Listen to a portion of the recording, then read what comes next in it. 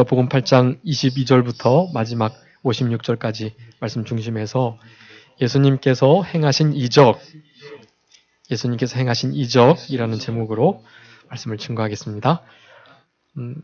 우리 예수님께서 그 활동 무대를 점점 이방 땅으로 넓혀 가시는 중에 오늘 갈릴리 호수 저편 거라사라는 지역으로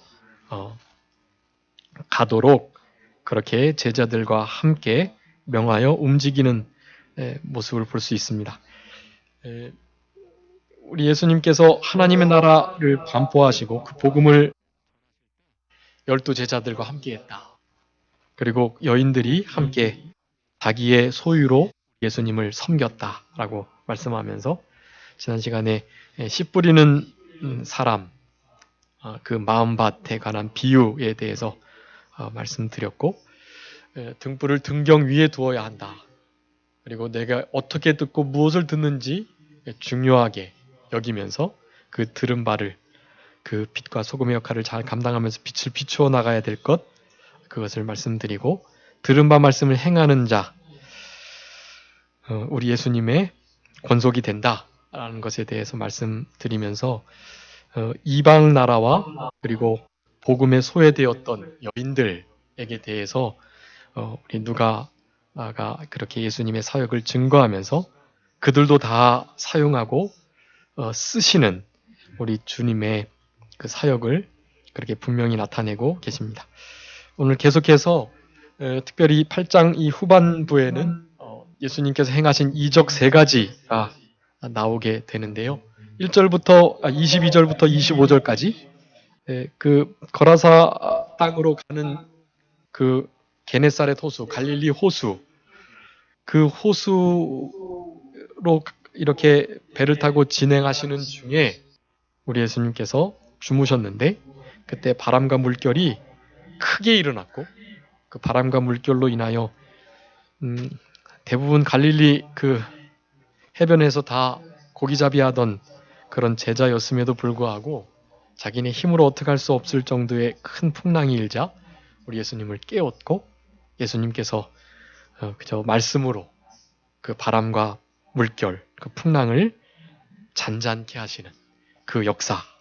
첫 번째 이적이라고 할 수가 있고 두 번째 26절부터 39절까지 그 거라사 지역으로 가셔서 거라사인 가운데 한 사람이 귀신 들렸는데 그 귀신 들린 특별히 군대 귀신인데 그 귀신을 또한 말씀으로 쫓으시는 그리고 그 귀신 들린 이를 불쌍히 여기시는 우리 예수님의 복된 사역, 복음의 사역을 말씀해 주고 계십니다.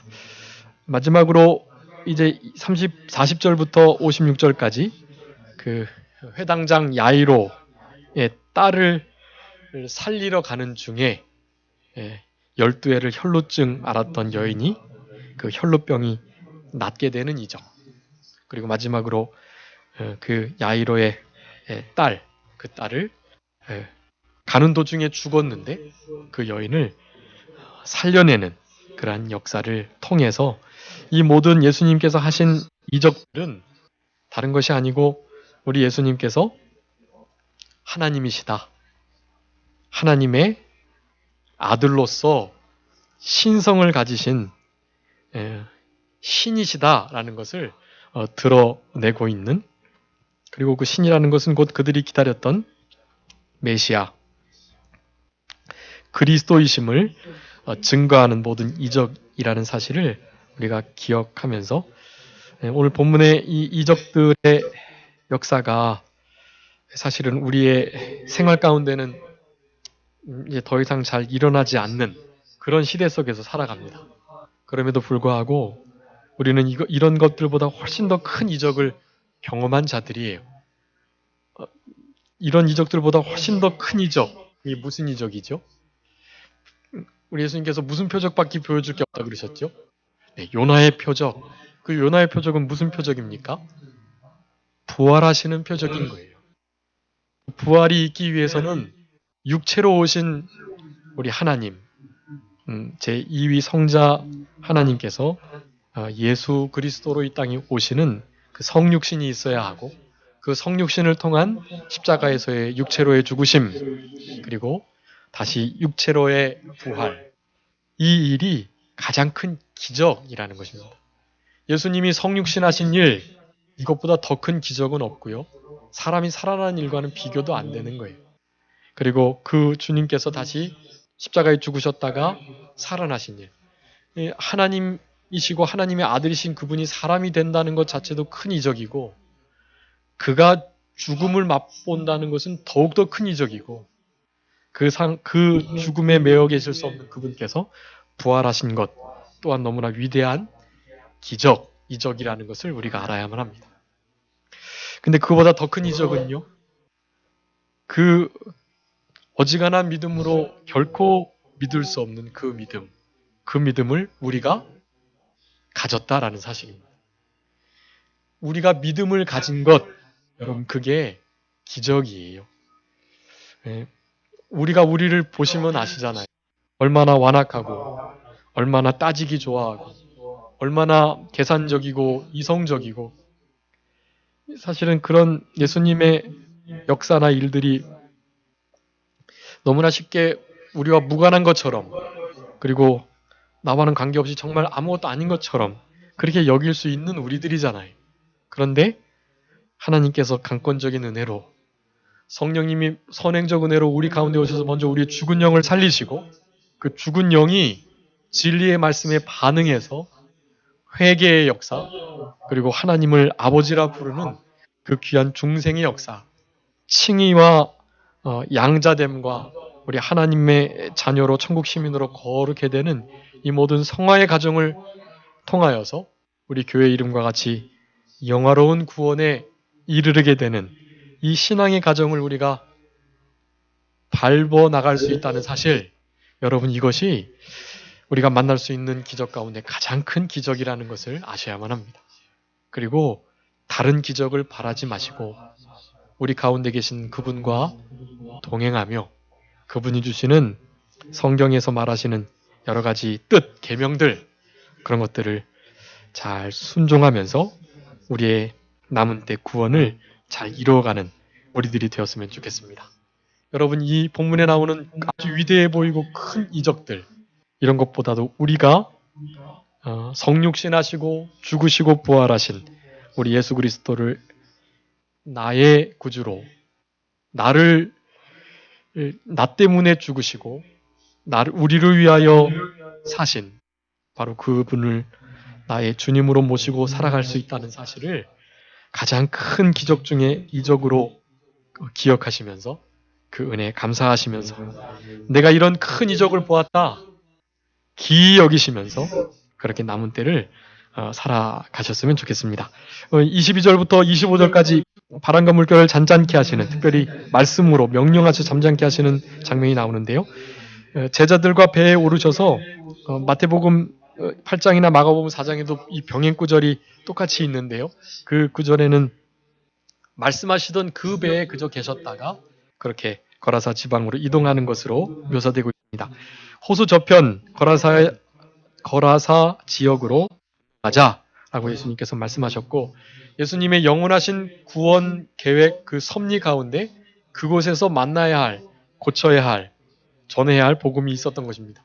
오늘 이제 그 뒤에 나오는 회당장 야이로의 딸, 혈루증을 12회를 혈루증으로 앓았던 바로 그 여인, 그리고 거라사인 가운데 군대 귀신 들렸던 그를 만나기 위해서 그쪽으로 가셨다는 사실을 우리가 알 수가 있고, 지금도 주님께서는 그냥 우연한 일이 없고요. 다 하나님의 뜻대로 계획하셔서 모든 일들을 이루어 가지고 계시는 분이신 것을 우리가 알아야만 하겠습니다.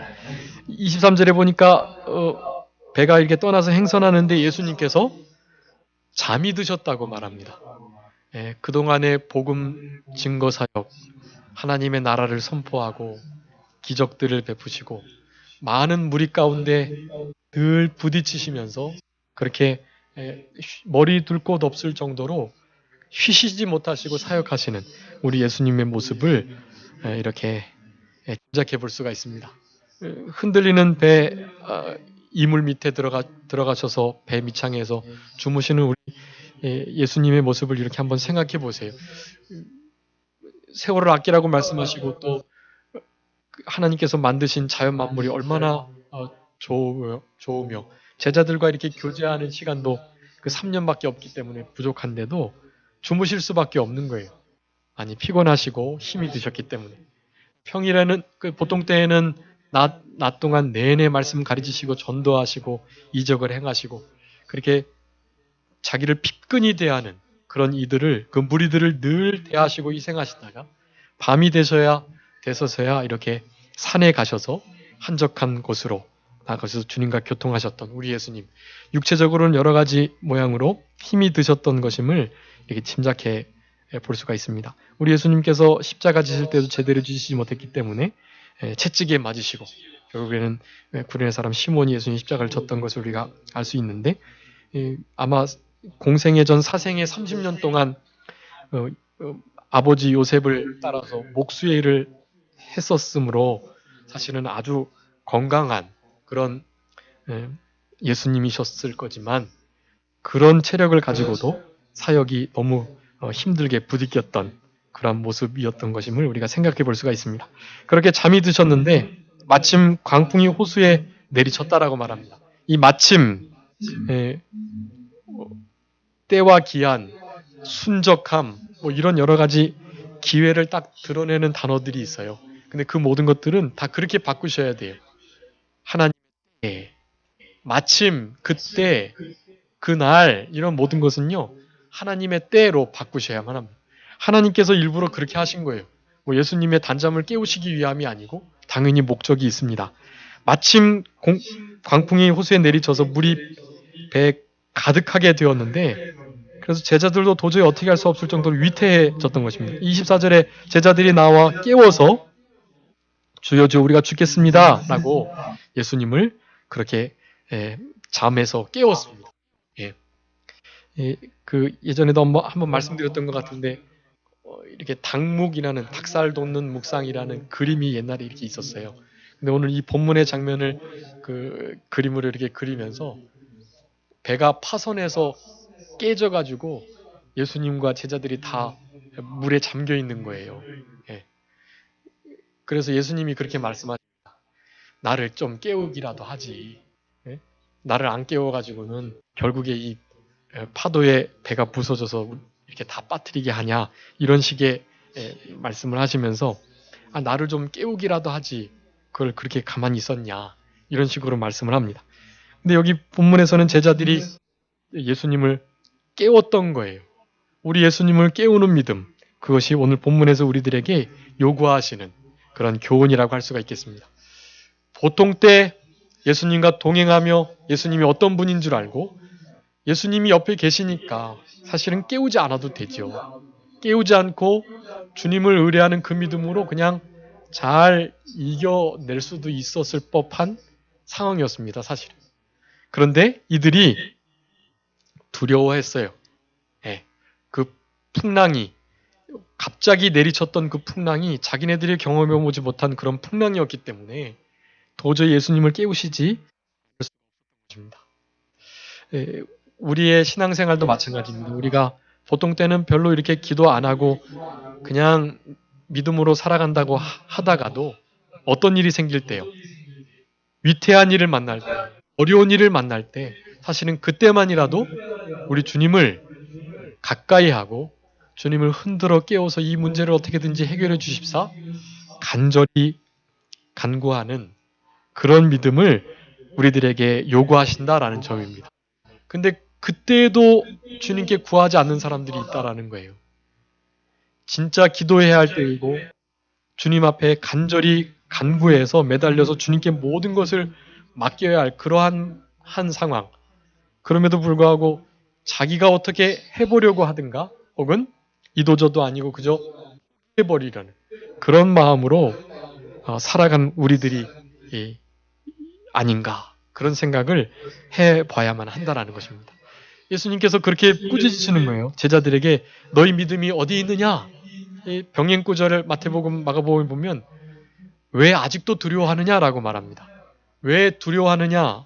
믿음이 그렇게 없느냐라고 말하는데 풍랑 두려워해서 자기를 깨워서 그렇게 잔잔케 하셨는데 계속해서 두려워하는 마음을 가지고 있는 거예요. 이런 일이 계속 오면 어떡하지? 우리가 지금 복음 전하고 하나님의 일 한다고 하는데 모든 일이 순적하게 이루어져야 할 텐데 도리어 갑자기 광풍이 불어서 가고자 하는 길을 막으시면 어떡하나? 사실은 이런 복음의 일을 해나가는 데 있어서의 여러 가지 두려움이 있었던 것입니다. 그런 두려움 갖지 말라는 거예요. 두려워하지 말고 안심하고 그런 일이 있으면 어떻게 해라? 나를 깨워서 예수님께서 그 일들을 처리하시고 100% 맡겨드려라 라고 우리들에게 교훈해주고 계시는 것입니다. 제자들이 깨웠는데 예수님께서 그저 다른 것 없으시고 바람과 물결을 꾸짖으셨습니다. 잔잔해라. 우리가 지금 복음 증거 사명을 감당하러 가는데 너희들이 왜 이렇게 출렁이느냐? 라는 말씀으로 바다의 물결, 바람 그것을 그저 잔잔케 하셨습니다. 제자들이 더 두려워했다 그랬어요. 왜냐하면 도대체 이분이 어떤 분인가? 그것을 다시 한번 생각해 보게 했기 때문입니다. 아무리 하나님의 아들이고 이적을 많이 행하시긴 했는데 설마 전혀 인격이 없는 바람이나 어떻게 파도가 풍랑이 그 말씀에 순종을 하냔 말이죠. 자신의 생각들은 이해할 수가 없고 도저히 그거는 믿을 수가 없었던 거예요. 그렇지만 주님은 그 일들을 넉넉히 하실 수 있습니다. 왜 그러시죠? 바람과 풍랑을 만드신 분이시기 때문에 그렇습니다. 온 우주 만물을 지으신 분이시기 때문에 그래요. 바람을 직접 불게 하시고 바람을 그치게 하시고 파도를 치게 하시고 파도가 하나님께서 경계해 놓으신 그 육지를 넘지 못하도록 경계를 짓고 계시는 분, 그분이 우리 주님이십니다. 우리 예수님께서 창조자세요. 하나님께서 말씀하시면 말씀이신 예수님께서 실제적인 창조의 사역을 하시는 거예요. 그리고 그 창조의 일을 유지하고 계시는 것입니다. 우리 예수님께서 말씀으로 만물을 그 능력의 말씀으로 지금 붙들고 계시는 거예요. 우리 예수님께서 창조자이시고 그 창조의 모든 원리와 질서를 지금 그분께서 유지하고 계십니다. 그분이시기 때문에 바람, 풍랑, 파도 이런 것은 그분의 한마디에 온전하게 순종할 수밖에 없는 것입니다. 우리 예수님의 말씀을 순종하지 않는 부류가 딱 하나가 있어요. 그 부류가 누구예요? 우리 인간들입니다. 인간들. 다른 것은요. 우리가 이성이 없다고 생각하고 전혀 인격을 갖지 못하는 것들임에도 불구하고 우리 주님의 말씀에 100% 순종하는 거예요. 100%. 그런데 우리들만 하나님의 인격, 하나님의 형상대로 창조된 우리들이 더 잘 들어야 하는데 우리들만 하나님의 명령을 거역하고 하나님을 잊어버리고 하나님을 등 뒤로 던져버리고 말씀을 무시하고 하나님을 마음으로 멀리 떠나 우상 숭배하고 하나님의 영을 성령님을 근심케 하는 생활을 오직 우리 사람들만 하고 있는 것입니다. 특별히 불신자들은 그렇게 영이 죽었으니까 그렇다지만 누가요? 구원받은 우리가 중생했다고 하나님의 자녀라고 일컬을 받는 우리가 하나님을 그렇게 근심케 한다는 사실입니다. 여러분 그런 자리에서 이제는 돌이키셔야 돼. 오늘 오전에 말씀드렸던 것처럼 우상 숭배하는 쪽으로 돌이켜서는 안 되고 허탄한 곳으로 돌이키면 안 되고 그 자리에서 돌이켜서 주께로 와서 주님만을 좇고 섬기는 그 은혜를 잊지 않고 살아가는 훈계와 결단과 결심의 삶을 살아가는 우리들이 되어야만 하는 것입니다. 우리 예수님께서 그거 말씀해주고 계시는 거예요. 우리 예수님께서는 창조자이시고 그렇기 때문에 넉넉히 물과 바람 명에서 심지어는 번개의 길까지도 정하시는 분이세요. 예. 이사야 또 시편에 보면 욥기서에도 보면 번개가 번쩍하잖아요. 근데 그것이 마음대로 마구마구 움직여서 치는 것 같지요. 전기적으로 더 가까운 쪽으로 전자기들이 이렇게 끌어당겨서 번개가 짜작 이렇게 치는 것 같지만 그 번개의 길을 우리 하나님께서 정하시는 것입니다. 그래서 정확하게 목표를 맞추시고 그 번개를 이용하셔서 여러 가지 일들을 하시는 우리 하나님이십니다. 그 하나님의 아들께서 이와 같이 풍랑을 잠잠케 하는 일은 아무것도 아닙니다. 두려워하고 놀랐습니다. 25절에 보면 기이 여기고 저가 도대체 누구이기에 바람과 물이 순종을 할까? 누구긴 누구예요? 창조주시죠. 창조자 하나님이신 것입니다. 근데 그것을 그들은 잘 몰랐던 거예요. 이제 누가복음을 기록하면서 깨닫고 알았던 거죠. 그래서 이렇게 자신의 연약한 믿음을 고백하고 있는 것입니다. 우리 예수님께서 말씀하시면 다 순종합니다. 우리는 그런 믿음이 있어야만 합니다. 이제 26절부터 39절까지 이 거라사 지방에서 귀신 들린, 특별히 군대 귀신 들린 자를 고치시는 그러한 역사가 나타납니다. 26절에 거라사인 지방에 이르러 가지고 육지에 내리셨는데 귀신 들린 자가 마태복음, 마가복음에는 두 사람이라고 기록되어 있습니다. 아마 예수님과 직접 대화를 나눈 한 사람만 오늘 본문에서는 기록해 놓은 것 같은데요. 도시에 그렇게 귀신 들린 자가 오래 옷도 입지 않고 집에도 있지 않고 무덤 사이에 거하는 그를 만나셨습니다. 거라사인에 가신 목적이 이 귀신 들린 자를 만나시기 위해서 가신 거예요. 그를 만나서 귀신의 권세로부터 회복시켜 주시기 위하여서 그렇습니다.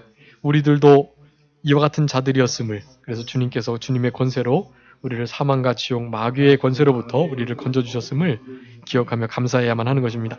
28절에 예수를 보고 부르짖었습니다. 왜냐하면 예수님이 하나님의 아들이신 것을 알고 자기들을 무정에 가둘까 봐, 사람에게서 나오게 해서 무적행에 들어가게 할까 봐 지레 겁을 먹고 예수님께 소리 지르면서 나를 괴롭게 하지 마시라고 28절에 말씀을 합니다. 그랬더니 예수님께서 30절에 내일이 무엇이냐라고 묻습니다. 9절에 벌써 그 거라사 지역에 그 귀신 들린 자를 알아보시고 명령하셨던 거예요. 그에게서 나와라. 그렇게 명령을 하니까 예수님께 이렇게 지금 반응을 하는 것입니다. 요즘에는 이런 축사되는 일들이 잘 없는데요. 그렇지만 교회에서는 이와 같은 일들을 행할 수 있어야만 합니다. 지금 많은 이들이 그저 정신적인, 마음적인 병으로 그렇게 다들 말을 하지만 실질적으로 그 중에 많은 경우는 영적으로 이렇게 귀신 들려서 악령에 사로잡혀서 그렇게 힘들어하고 고생하는, 삶이 피폐해지는 사람들이 있다라는 것입니다. 여러분, 그들을 위해서 목사만 그 일을 하는 게 아니에요. 우리 큰 목사님이 늘 그러셨습니다. 만약에 지역 안에 어떤 그렇게 귀신 들린 자들이 있다면 늘 가서 계속해서 기도해 주는 거예요. 당장에 예수님의 이름을 명하노니 물러가라, 떠나가라 이렇게 해서 떠나가지 않아도 늘 가셔서 말씀을 전하고, 그리고 하나님의 능력으로 그에게로부터 묶여져 있는 것들이, 어둠의 영들이 떠나가기를 진짜 그 영혼을 사랑하는 마음으로 간절히 기도하면 하나님께서 들어주시는 거예요. 그것이 복음 전도의 큰 기회가 되고, 그렇게 해서 아주 많이 복음이 전파되는 그러한 시대가 예전에 있었던 것입니다. 귀신 들린 이가 있다면 그게 대목장이라고 그랬어요. 거기 가서 계속해서 기도해 주라는 거예요. 그리고 귀신이 떠나간 이후에 찾아올 안정과 행복, 그 일로 인해서 복음이 확 들어가는 것입니다. 그런 일로 교회가 개척되고 또 이렇게 복음이 전파되는 일들이 많이 있었던 것입니다. 요즘에는 다 정신적인 면, 정신병으로만 그저 치부해버리는 경향이 많은데 그 차이가 분명히 있어요. 특별히 정신적인 면이 있다면, 면이라면 예배 드리는 일은 별로 이렇게 마음을 안 써요. 그런데 만약에 그이가 영적으로 귀신에게 붙들려 있거나 귀신이 들린 자라면 찬송하거나 기도하거나 예배드리거나 말씀 읽거나 이런 거를 너무나 싫어하는 거예요. 그것이 아주 중요한 차이입니다. 가끔은 이제 그 악한 영이 더 찬송 잘하는 것처럼, 말씀 좋아하는 것처럼 보일 때가 있어요. 근데 계속되면은요 견디지 못해요. 그래서 그렇게 분별하는 것입니다.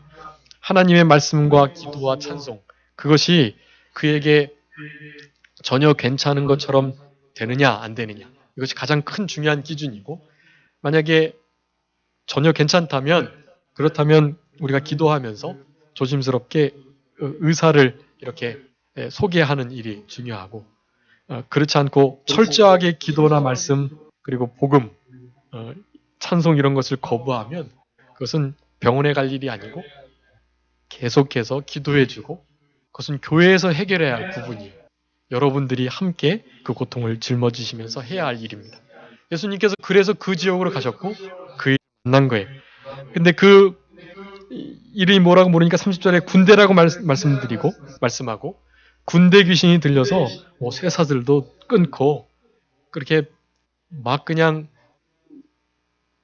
자기 자신도 자기를 제어할 수 없는 그런 상태에 있게 되는 것입니다. 이런 모든 것들을 제어하실 수 있는 분이 오직 우리 주님이신 것을 또한 나타내는 것이고 그런 모든 것이 예수님이 그리스도 하나님의 아들이심을 증거하는 것이라고 하겠습니다. 예수님은 자비로우셔서 한 사람 영혼이 중요하기 때문에 그 영혼을 살리시려고 그 군대기를 쫓아내기에 이릅니다. 그런데 귀신의 간구까지 허락하셔서 돼지떼에게로 들어가 달라는 그 군대 귀신의 간청을 들어주신 거예요. 이 귀신을 불쌍히 여기셨는가? 그것이 아닙니다. 돼지떼에 들어감으로 말미암아 나타내셔야 할 진리가 있기 때문이에요. 그것은 이제 좀 이따가 말씀드리겠는데 이 사탄의 세력들은 우리 주님께서 이렇게 긍휼의 대상으로 삼지 않으세요. 그들은 진노의 그릇으로 택하셨고 영원한 형벌과 또 영원한 지옥, 무적행의 고통 가운데 하나님의 말씀을 거역하고 교만한 자가 받아야 할 응당한 대가를 그렇게 온전하게 받게 하시는 그런 대상자들입니다. 그렇기 때문에 그렇게 사탄의 세력들을 불쌍히 여기나 긍휼히 여기는 부분이 아니라는 것을 아셔야 돼. 그 일을 통해서 다른 진리를 나타내시고자 하는 것입니다. 귀신이 사람에게 나 돼지떼에 들어가서 빌달길로 내려가 호수에 들어가 몰살했다라고 말씀하고 그 일로 말미암아서 그 돼지들을 치고 있던 그들이 큰 피해를 입었는데 그 돼지떼들이 2,000마리나 된다는 거예요. 군대 귀신이 2,000마리나 되는 그 모든 돼지떼들을 한꺼번에 조정할 수 있는 그런 능력이 있었던 것입니다. 그래서 이 거라사 지역에 있는 사람들이 우리 예수님께서 행하신 이 이적, 아무도 제어할 수 없는 그가 정신을 차리고 옷을 입고 예수님의 발 아래 딱 있는 것을 보시고 너무나 기이 여기고 좀 의아해했지만 자기네들 돼지떼가 그렇게 몰살당한 것을 보고 예수님을 잘 영접하고 그런 일들이 계속 있도록 귀신 들린 사람들을 그렇게 잘 쫓아내주기를 원하는 게 아니라 30절에 보니까 뭐 하시기를 구했다고요? 두려워하면서 떠나가시기를 구했다라는 것입니다. 여러분 복음의 반응이 그렇게 두 가지로 나타나는 거예요. 어떤 사람들은 그것으로 인해 주님의 발 앞에 엎드려 주님과 이제 남은 여생을 같이 하겠다고 주님과 딱 붙어있는 자들이 있는가 반면 어떤 이들은요. 그 일이 자기의 물질과 자기의 유익에 손해가 되니까 예수님을 떠나도록 강구하는 그런 모습을 볼 수가 있는 것입니다. 우리도 일상생활 속에서 이런 오류를 이런 잘못을 범하기가 쉬운데 주님께서 우리에게 물질적으로 육체적으로 여러 가지 모양으로 유익이 될 때는 가까이 하지만 그렇지 않을 때는 너무나 멀리하고 모른 척하고 그저 예수님을 등 뒤에 두고 살아가는 우리들의 모습이 아닌지를 생각해 보셔야만 하는 것입니다. 여기 우리 예수님께서 돼지떼들을 그렇게 몰살시키셨던 이유, 이 군대 귀신들을 그렇게 넣으신 이유가 있어요. 그것은 다른 것이 아니고 이렇게 생명의 근원, 복음이 이르렀음에도 불구하고 세상 것에 만족하고 세상 것으로 세상의 유익으로 살아가는 자들, 그런 자들의 그 모든 세상 것들은 다 이렇게 멸망받을 수밖에 없음을 교훈해주고 계시는 것입니다. 그것을 깨닫고 주께로 돌아왔어야만 해요. 그런데 그러지 않고 도리어 그 돼지 떼들이 아까워서 우리 예수님을 떠나가게 하는 그러한 일이 거라사 지역에 있었던 것입니다. 그 귀신 들린 사람은 예수님께서 함께 돌아갈 그때 같이 가서 나도 주님과 함께 살아가기를 나를 이렇게 살려주신 그분을 살아가기를 원했지만 39절에 예수님께서 그렇게 말씀하십니다. 집으로 돌아가서 하나님께서 어떻게 큰 일을 하셨는지 고하고 복음을 증거하는 사명을 감당해라. 나를 따라다닐 것이 아니고 내가 맡은 자리에서 내가 가진 사명을 통하여서 복음을 받은 자로서 살아가라는 것을 그렇게 교훈해주고 계시는 것입니다. 우리의 자리가 필요해요. 신앙 좋다고 다 신학교 갈 것이 아니고요. 좀 신학교 갈 만한 그 이상의 신앙을, 좋은 신앙을 가진 자들도 세상 속에서 살아가면서 세상 속에 있는 이들과 함께 그렇게 지냄으로 그 세상 속에 속한 하나님의 자녀가 거의 성직자의 수준을 가진, 신앙을 가진 그가 나타내는 향기를 맡고 그가 나타내는 빛과 소금의 열매들, 그런 것들을 따면서 그렇게 살아갈 수 있도록 하셔야만 하는 것입니다. 그래서 믿음 좋다고 다 신학교 가라고 하실 것이 아니고 더 세상 속에서도 열심히 충성해서 머리가 되고, 그래서 이 세상 속에서도 지도자적인 역할을 감당하는 그런 성도들이 될 수 있도록 그렇게 우리 자녀들을 키우는 것이 아주 중요하다고 하겠습니다. 이제 마지막 40절부터 마지막 56절까지 야이로의 딸을 고치러 가는데요. 그 야이로의 딸이 42절에 보면 12살이라 그랬는데 외동딸이고, 그 딸을 낳게 하기 위해서는 어떠한 대가도 지불할 만큼, 12살이라는 것은 이스라엘 백성들은 12살만 되면 이제 결혼할 수 있는 나이예요. 좀 이르긴 하지만 결혼할 수 있고 또 여인으로서 대접을 받는 그러한 나이인데, 그러니까 이 여인이 아파가니까 정말 모든 것을 다 잃어버린 거예요. 너무나 큰 상실감을 가지고 있는 것입니다. 그에게 우리 예수님께서는 가셔서 딸을 살려주겠다고 약속하시고 그 딸을 살리러 가고 있었습니다. 근데 그이가 오셔서 좀 낫도록 해달라는 거예요. 여러분, 백부장의 하인 낫게 할 땐 어떻게 했다 그랬죠? 백부장의 하인이 낫게 할 때는 무엇으로만? 말씀으로만. 아마 그 믿음이 있었다면 굳이 옮기지 않아도 이 회당장 야이로의 딸도 살아났을 것입니다. 근데 그에게는 그런 믿음이 없었어요. 그러니까 오시기를 간구한 거예요. 그리고 이 혈루증 앓았던 그 여인을 고치는 중에 이제 시간이 좀 지체되니까 그 야이로의 딸이 죽었습니다. 죽음을 맛보고 죽음 가운데 이제 살려내는 역사가 있긴 했지만 어쨌든 그런 믿음의 차이가 있다는 사실. 예수께서 무리가 계속 옹이하는 그 틈을 비집고 계속 야이로의 딸을 살리려고 가는 중에 여기 43절에 보니까 12해를 혈루증으로 앓았던 여인이 그 누구에게도 고침받지 못했는데, 마가복음 5장에 보면은 재산을 다 탕진하기까지 고치려고 했지만 못 고치고 더 병이 심해졌다, 그렇게 말씀합니다. 그런 상태에 있던 여인이 우리 예수님께 온 거예요.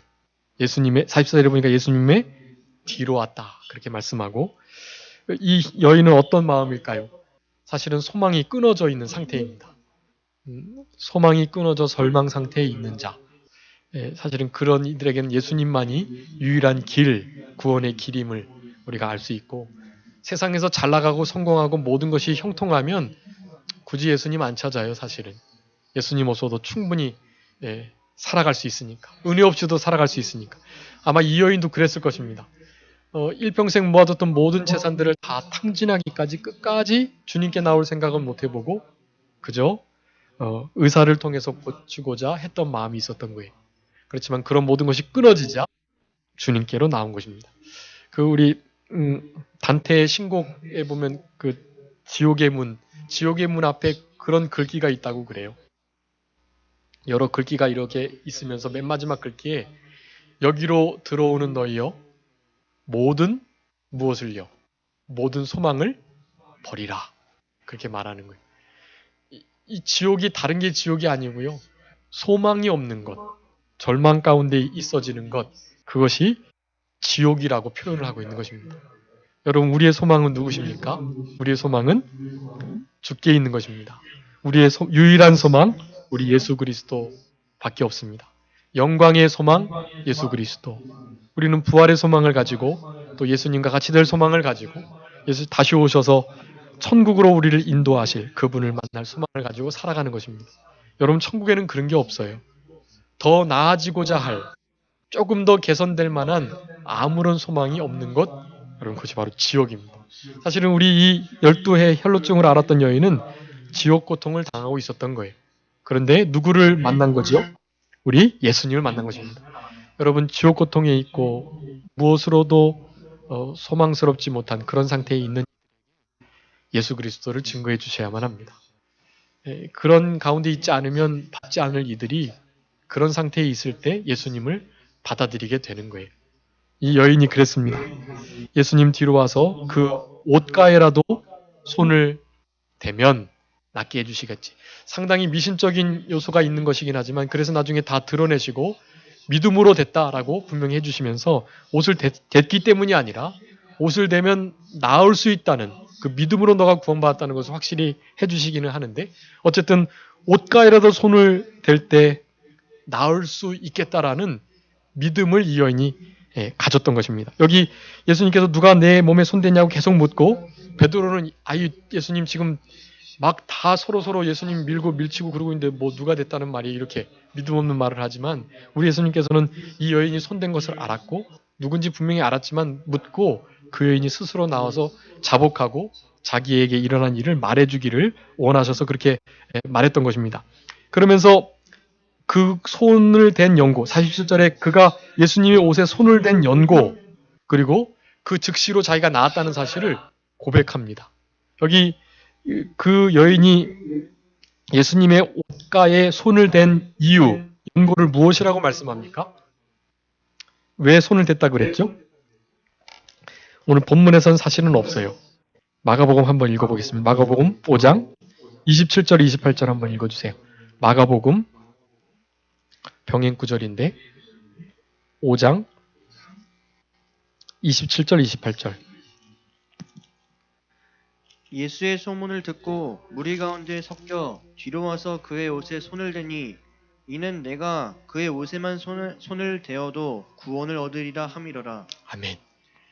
예수님의 그저 옷자락에만 손을 대도 어떻게 되겠다고요? 구원을 얻으리라. 구원을 얻겠다라는 믿음이 있었던 거예요.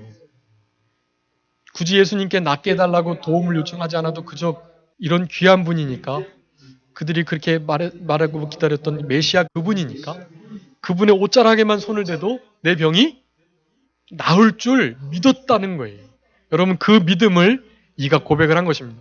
내가 예수님께 손을 댔는데 왜 됐냐 하면요. 내가 예수님 옷자락에만 손을 대도 내 병이 나을 줄 내가 믿었기 때문이에요. 그 말을 한 거예요. 많은 사람들 앞에서. 여러분 혈루증은 이렇게 격리를 시켜야 할 병이고 많은 군중 가운데 있어서는 안 될 그런 병입니다.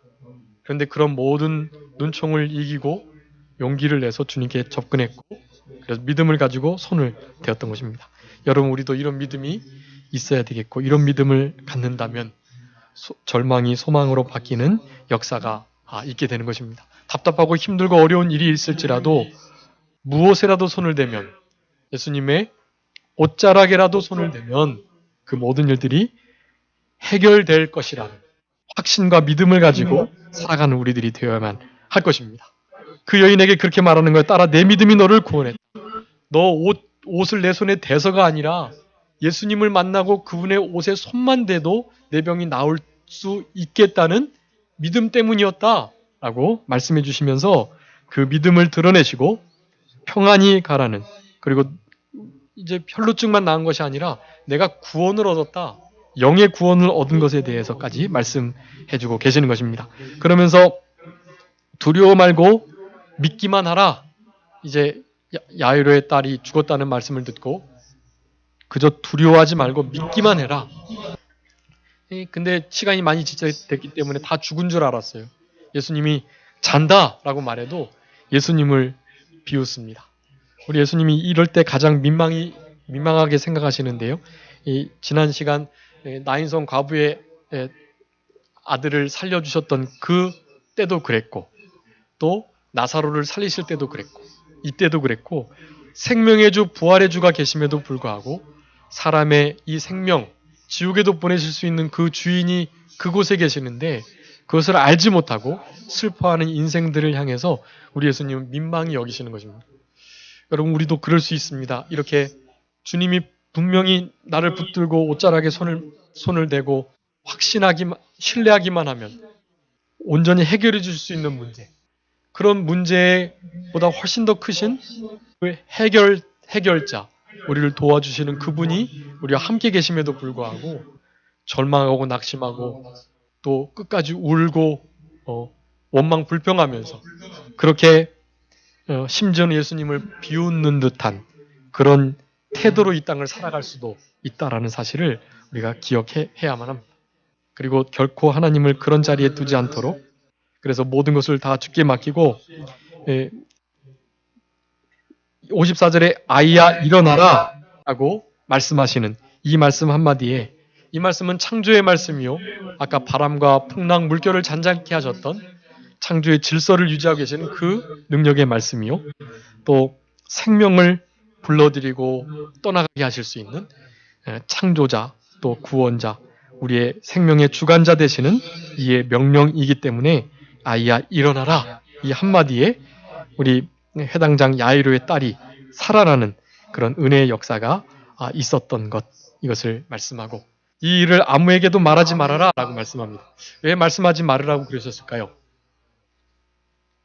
제가 신학교 시험 볼 때 우리 이영 목사님이 저에게 면접하면서 질문했던 건데 저는 몰랐죠.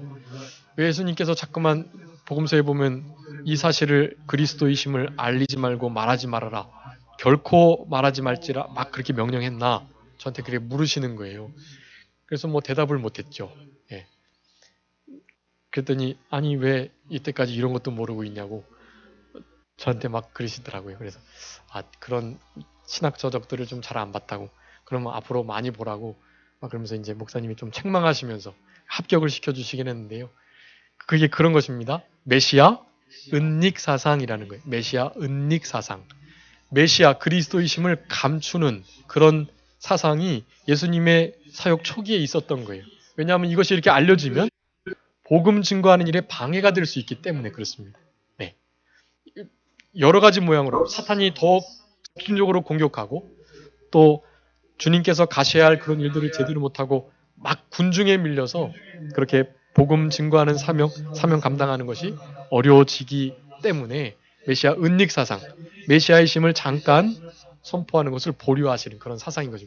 오늘 그런 의미가 있어요. 그래서 말하지 말아라 라고 말했지만 말하지 않을 수 있나요? 말하지 않을 수 없습니다. 그런 은혜를 경험한 자들은 말하지 않고 견딜 수가 없는 거예요. 여러분도 한 주간 생활하시면서 우리에게 베풀어 주신 그 큰 이적들 그런 것들을 감사하며 풍랑을 잠잠케 하시는 말 한마디로 죽은 자를 살리시는 귀신을 떠나게 하시는 우리 주님과 동행하시면서 그분을 다른 이들에게 마음껏 전심으로 증거하고 전파하시는 우리들의 삶이 다 되었으면 좋겠습니다. 자, 기도하겠습니다. 살아계신 아버지 하나님 감사합니다.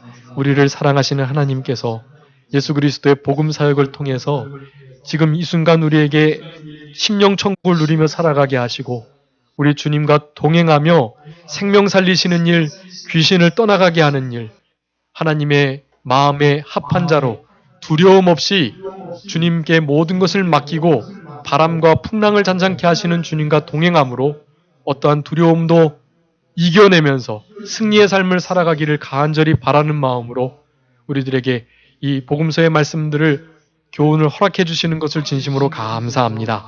남은 때 우리 예수님의 재림을 소망하며 믿음의 선한 싸움을 잘 싸워가면서 주님의 심판대 앞에 설 그 준비를 아름다운 마무리를 잘 할 수 있도록 우리들을 들어주시고 늘 같이 하여 주시기를 간절히 바라옵고 한 주간도 살아가면서 우리 주님의 행하신 일들을 증거하고 전파하며 주님의 영광을 나타내며 우리의 구원을 우리의 가진 모든 일들을 통하여서 구원을 잘 이루어가는 우리들이 다 되게 하여 주시옵소서. 감사하옵고 예수 그리스도의 이름으로 기도 올리옵나이다. 아멘. 같이 찬송.